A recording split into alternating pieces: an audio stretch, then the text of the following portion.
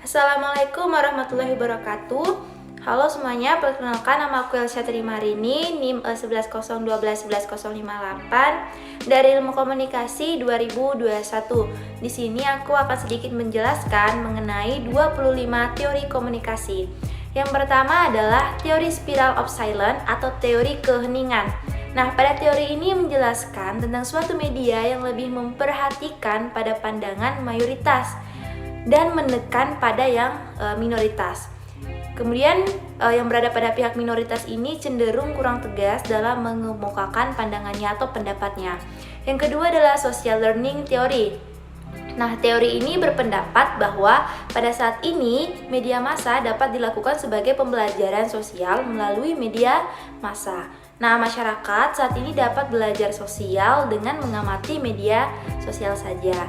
Yang ketiga ada teori inokulasi. Teori ini berpendapat jika suatu individu atau kelompok tidak memiliki informasi yang banyak atau terbaru, maka ia akan dengan mudahnya dipengaruhi.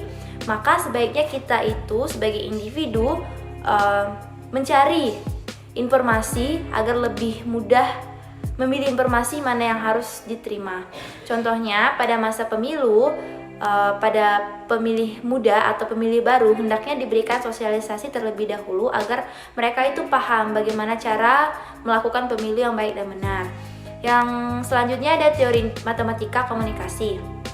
Teori ini berasumsi bahwa proses komunikasi dilakukan secara linear atau satu arah, yaitu proses komunikasi yang disampaikan tanpa adanya feedback.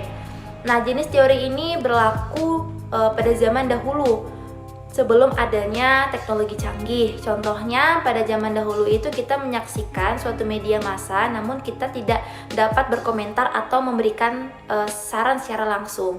Selanjutnya ada teori difusi inovasi. Nah, teori ini berpendapat bahwa suatu inovasi akan disampaikan kepada halayak melalui saluran-saluran atau media tertentu.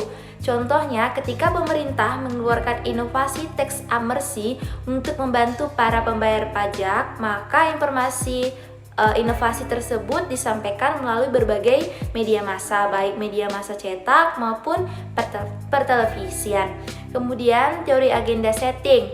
Teori ini beranggapan bahwa apabila media memberikan tekanan pada suatu peristiwa, maka media tersebut akan membuat masyarakat menganggap peristiwa itu adalah peristiwa yang penting. Selanjutnya teori navitisme. Teori ini berpandangan bahwa manusia itu merupakan satu-satunya makhluk ciptaan Tuhan yang dapat berkomunikasi melalui verbal. Selanjutnya teori interaksi simbolik. Nah, teori ini menjelaskan bahwa pikiran manusia mampu menafsirkan kejadian atau simbol yang dialaminya. Contohnya seperti ketika kita melihat bendera kuning, maka kita tahu bahwa ada seseorang yang sedang meninggal atau sedang dalam berduka. Selanjutnya teori manajemen privasi komunikasi. Dalam teori ini menjelaskan tentang isu-isu keseharian yang digambarkan dalam kegiatan sehari-hari. Contohnya ketika curhat mengenai keseharian kita, itu termasuk dalam teori ini. Kemudian teori penetrasi sosial. Teori ini menjelaskan proses hubungan dua orang yang terjadi melakukan sebuah komunikasi superficial menjadi sebuah komunikasi yang lebih intim. Nah, contohnya dua orang yang tidak saling kenal kemudian menjadi teman, lalu menjadi sebuah hubungan yang intim dengan hubungan bersahabat. Selanjutnya teori pelanggaran harapan. Teori ini menjelaskan ketika realita tidak sesuai dengan apa yang kita harapkan. Contohnya ketika kita menginginkan respon yang baik namun malah mendapatkan respon yang buruk.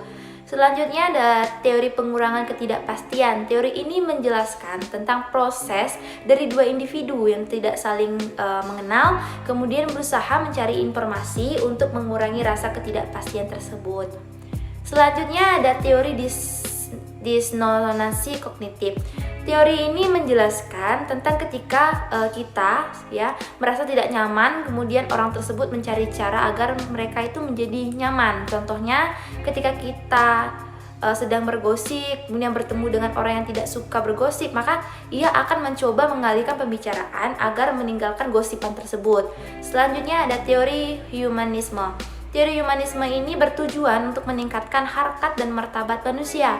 Humanisme ini menekankan kita pada peran, harkat, martabat, serta tanggung jawab kita sebagai seorang manusia. Selanjutnya ada teori dialektika relasional. Teori ini menjelaskan adanya suatu hubungan yang dimana di dalamnya itu memiliki kecenderungan terjadi pertentangan karena terlalu memaksakan keinginan masing-masing. Nah, contohnya seperti ketika si A ini ingin makanan yang pedas, namun si B ini menginginkan makanan tidak pedas, maka bertentangan, tidak mendapat titik temu karena terlalu mempertahankan egonya masing-masing. Selanjutnya ada teori konstruksi media massa. Teori ini beranggapan bahwa media massa akan menampilkan suatu informasi yang dianggap penting oleh masyarakat atau hal-hal yang sedang hangat-hangatnya terjadi di lingkungan sekitar kita. Selanjutnya ada teori komunikasi Laswell. Nah, pada tahun 1948, ia itu memaparkan sebuah teori sederhana dengan beberapa elemen, yaitu siapa yang menyampaikan pesan, apa pesan yang disampaikan melalui media, apa pesan disampaikan, kepada siapa pesan disampaikan, dan yang terakhir bagaimana dampaknya. Selanjutnya ada teori informasi. Teori ini menitik beratkan pada komunikasi sebagai transmisi pesan dan bagaimana transmitter menggunakan media massa sebagai alat berkomunikasi. Selanjutnya ada normatif teori.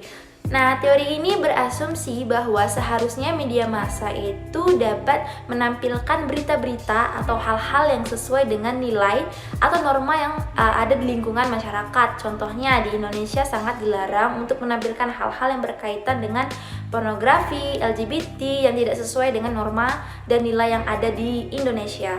Selanjutnya ada teori sibernetik. Nah, teori ini menjelaskan tentang suatu sistem pengontrol yang mendasarkan pada komunikasi antar sistem dengan lingkungan dan sistem itu sendiri. Nah, teori ini bisa dilakukan untuk proses pembelajaran agar pembelajaran tersebut lebih efektif.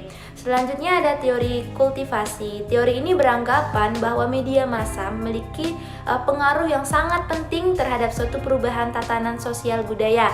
Contohnya, pada saat ini sedang maraknya Korean pop, maka dari itu orang-orang berlomba-lomba untuk menjadi seperti idola mereka.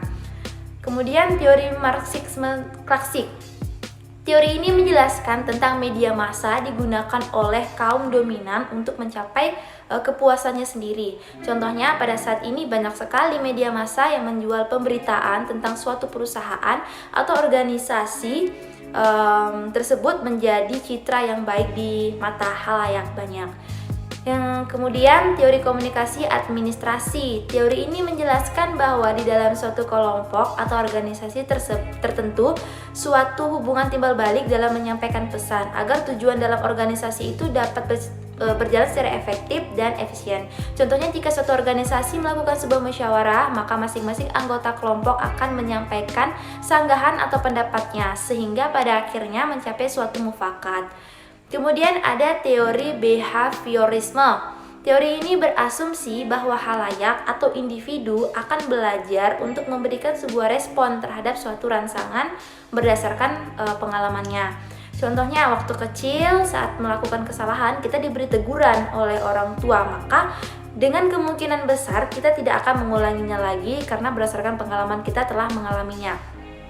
Dan yang terakhir ada teori ketergantungan. Nah, teori ini memiliki pendapat bahwa halayak sangat tergantung pada media massa dalam memenuhi kebutuhannya. Contohnya, saat mencari berita atau informasi, kita akan menggunakan media massa seperti televisi atau koran. Mungkin sekian dari penjelasan